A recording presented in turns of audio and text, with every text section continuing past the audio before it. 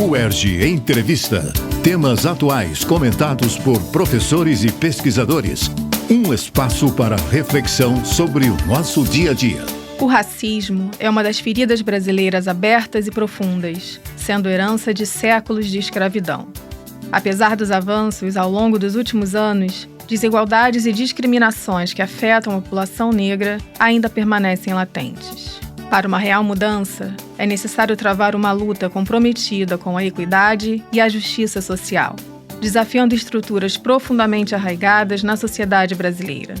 No episódio de hoje, contamos com a presença de mais um dos participantes do evento UERJ com RJ, Ciência, Tecnologia e Inovação, propostas para o desenvolvimento fluminense, que está programado para o mês de outubro. Convidamos agora para conversar Muniz Sodré, professor emérito da Universidade Federal do Rio de Janeiro, a UFRJ. Muniz tem pós-doutorado em Ciências Humanas pela Universidade de Sorbonne, na França, doutorado em Letras pela UFRJ, mestrado em Sociologia da Informação e Comunicação pela Universidade de Sorbonne e graduação em Direito pela Universidade Federal da Bahia. Produz pesquisas nas seguintes áreas: racismo, favelas e construção do comum, fenômenos de mídia e comunicação.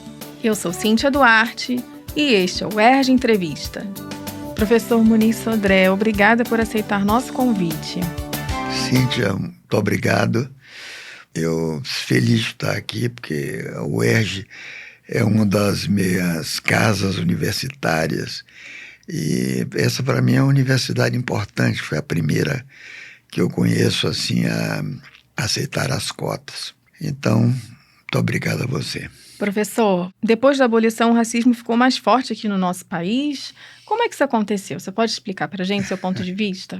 O racismo é uma ideologia de dominação, uma ideologia de domínio. Ele existia durante a escravidão, mas ele não precisava ser invocado sempre. Ele não precisava ser reclamado pelas classes dirigentes, porque o negro conhecia o seu lugar. O seu lugar era o lugar de escravo. Então, ele era um substrato das relações econômicas, políticas, jurídicas. Não precisava ser invocado. Se é porque o senhor me tratou mal, você não precisa dizer porque você é negro, estava claro, né? Ou era escravo ou era filho de escravo. Mas depois da abolição, as relações jurídicas, políticas e econômicas desapareceram formalmente. Mas o negro precisava ser mantido em seu lugar. Então, essa ideologia de dominação tinha que vir mais forte, porque não era mais de segregação apenas, era dominação ideológica apenas. Quer dizer, embora os negros vivessem em regiões sempre de segunda classe, precisava ser mantido no seu lugar. Então, esse racismo que veio, eu chamo um racismo de lugar. É uma lógica de lugar. O branco pode até aceitar o negro, dizer, olha, a minha negra na casa é uma pessoa da família, foi empregada. Mas ela é a negra da casa no lugar dela. Ela conhece o lugar dela, por isso que ela é aceita. Como é que isso pôde se instalar nas consciências? Por causa de um fascismo que entrou aqui no Brasil por meio do eugenismo, ou da eugenia, da doutrina do bem-nascer. Quer dizer, o negro supostamente era mal nascido. Ele não era bem nascido, porque era filho de escravo, era preto, era de cor preta. Ele não tinha a educação necessária para participar do convívio das pessoas de cor clara, que eram a classe dominante. Então, nasce bem que nasce branco. Essa é a regra da eugenia. E essa regra dura até hoje, perdura até hoje, tanto nas classes cultas, as classes educadas, letradas, quanto as classes pobres. Pobres podem gritar e dizer a qualquer instante, eu sou pobre, mas sou branco. Portanto, o branco A branquitude é um patrimônio, é como você nascer com um fundo de pensão financeira dado pela cor. Não quer dizer que não vai haver brancos pobres, e há muitos, né? Mas é uma garantia de ascensão possível mais do que o negro. É isso o racismo.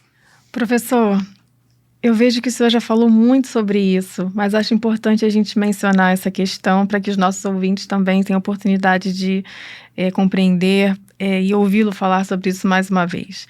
O senhor contesta o racismo estrutural, né, que é defendido por vários intelectuais e ativistas ligados ao movimento negro, inclusive. O que o levou a questionar esse conceito? Ele é basicamente uma expressão, racismo estrutural, uma expressão americana, uma expressão da sociologia americana. Essa ideia de estrutura social é uma ideia americana. E, claro, a estrutura social existe.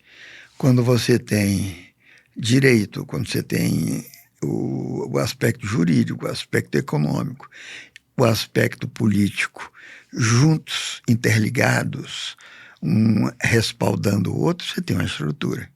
Embora não é a mesma coisa com a estrutura matemática, né? Como a estrutura de conjuntos. Tem diferenças, tem variações, pode. Então isso entrou nas ciências sociais. Por que é que eu discordo? Porque, na verdade, na lógica wittgensteiniana, que é o grande mestre da lógica analítica no Ocidente, que é Wittgenstein. Wittgenstein diz que é a forma que gera a estrutura. A forma antecede a estrutura. Isso, no caso do racismo, pode ser provado. Por exemplo, a África do Sul, até os anos 40, não sei a data exata, não tinha estrutura racista, mas tinha forma. Ou seja, a classe dominante branca, na África do Sul, dominava, controlava o aparelho de Estado e mantinha os negros no seu lugar, mas mantinha por forma, por hábito. Que forma é essa? As instituições. Escola, religião, relações de vizinhos, isso são as formas. E em 1900 eu nunca sei datas exatas, 48, eu acho, já depois da guerra, os sul-africanos resolveram impor na África do Sul uma estrutura racista. A forma de existir. E que estrutura racista foi essa? Foi o apartheid. O apartheid foi a instituição de leis, de economia e de política parlamentar racista. Quer dizer, a partir do apartheid, desde o apartheid, negro não podia mais morar perto do branco, negro deveria viver separados, os povos originários nos chamados bantustões, ou seja, era um regime opressivo diretamente por cor, um regime de dominação por cor, quando todo mundo, a escravidão já havia sido abolida. De onde é que eles tiram isso? Dos Estados Unidos. Os Estados Unidos, essa ideia, essa estrutura continuava em que brancos no Sul tinham estruturas racistas, leis, economia, com negros, né? Já tendo havido a abolição. Então, você veja só, a forma dada, feita pelas instituições, você não vê a forma. Você sabe que tem uma instituição que chama religião, uma instituição que chama família, uma instituição que chama exército. O exército é uma instituição. Tudo onde você se forma por aprendizado e, no final, não por dinheiro, como é no comércio, em geral, se institucionaliza. A instituição é isso. Então, são essas formas que nos formam mentalmente, nos hábitos. Nós somos formados por nossos pais, nossa religião, quem tem, e escola. Escola é a instituição fundamental além da família. Então, a forma está aí. Isso é que é o importante para nós sabermos como é que nós achamos que o negro não vale nada. Quem é que disse isso? Não há nenhuma estrutura que venha nos dizer isso, não. Quem vem dizer é a instituição. A minha visão é de que dizer que o racismo estrutural pode ser parcialmente correto. Você examina umas leis aqui, outras que... Ele era estrutural na escravidão. Depois deixou de ser. Mas se você disser que ele é institucional, está correto. Professor, é possível definir um racismo brasileiro ou ele se dá de formas diferentes pelo país? Primeiro, a lógica do lugar. Não é só uma lógica brasileira, ela é americana, mas aqui é forte. Porque lá o americano... Eu tô vendo esse dia no New York Times, uma professora negra que é conhecida, famosa, está tentando comprar um apartamento numa vizinhança tal em Nova York. Você já tinha vendido o apartamento depois que viu quem era ela, disse que quer desistir da venda. Ela entrou na justiça. Por que ele vai desistir? Né? Porque viu que era preta. Tem isso forte nos Estados Unidos, em vizinhanças, que o negro desvaloriza o bairro. Mas lá o negro tem mobilidade também, embora a maior parte esteja na miséria, tem negro rico, tem uma pequena burguesia negra. O Brasil está se formando ainda há anos essa pequena burguesia. Mas aqui também não se quer negro no edifício. Tem isso, o primeiro é de lugar. Segundo, o racismo aqui não é genético, não é por genes, como nos Estados Unidos, que o genes é uma ficção, né? Todos nós temos genes iguais e as distribuições de genes são diferentes entre negros e brancos.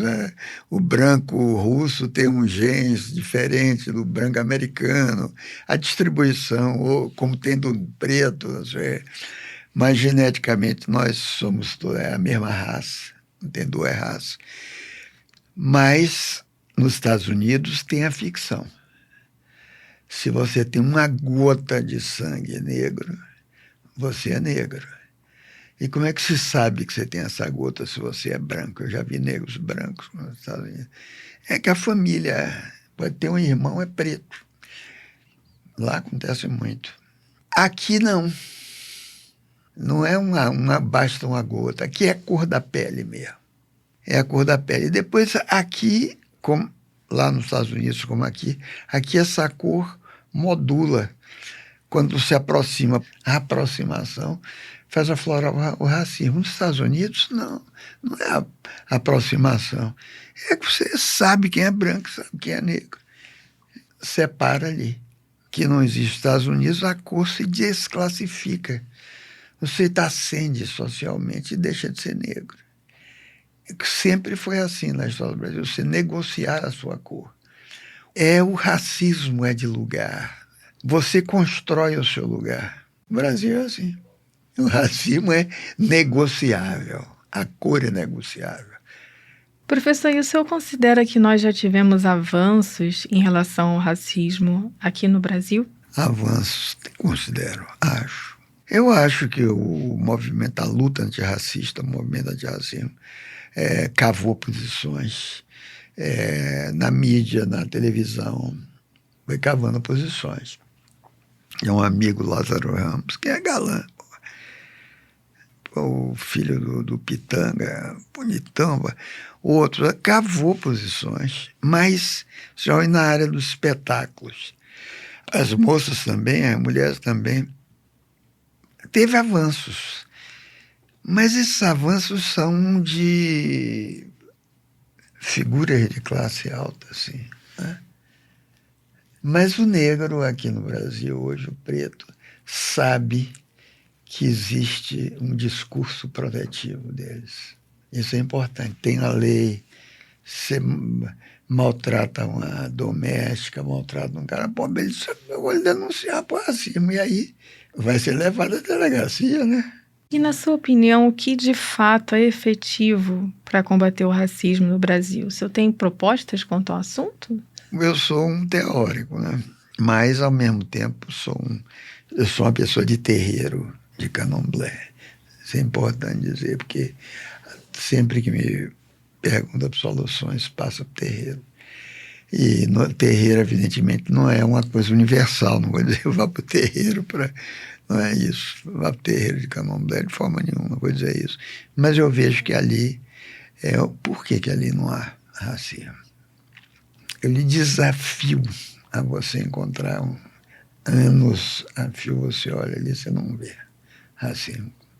Nem branco com preto, nem preto com branco. Outro lugar, a roda de capoeira.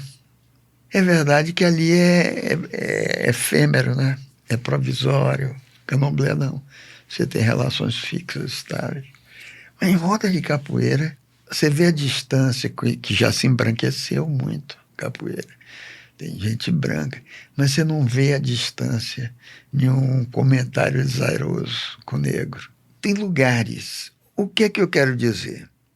A escola é o lugar fundamental. É o lugar onde isso deve ser trabalhado.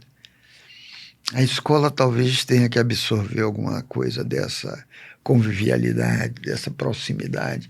Aprender com os terreiros de candomblé, que são fontes de ensinamento, as regras da aproximação. Como é que se aproxima? Como é que uma pessoa se aproxima da outra?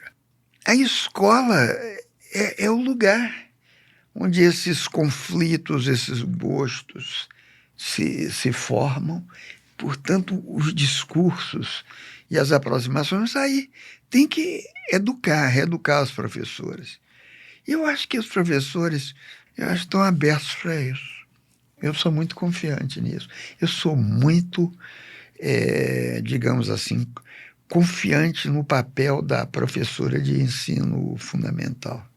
Muito. Mais do que do homem, eu acho. O homem também é importante em ensino básico, mas a mulher, porque numa idade em que a criança entra ali, às vezes porque a mulher, porque ainda está na idade da mãe, da criança, né? E a mãe não tem nada mais importante, entendeu? Então a criança vê ali, né, para tornar mais dócil, afastar a violência. A violência é o problema. Eu acho que a professora que tem que ser revalorizada, tem que ser paga. Professor, a gente vai encerrando por aqui. Muito obrigada, professor Muniz Sodré, por participar conosco. Obrigado a você.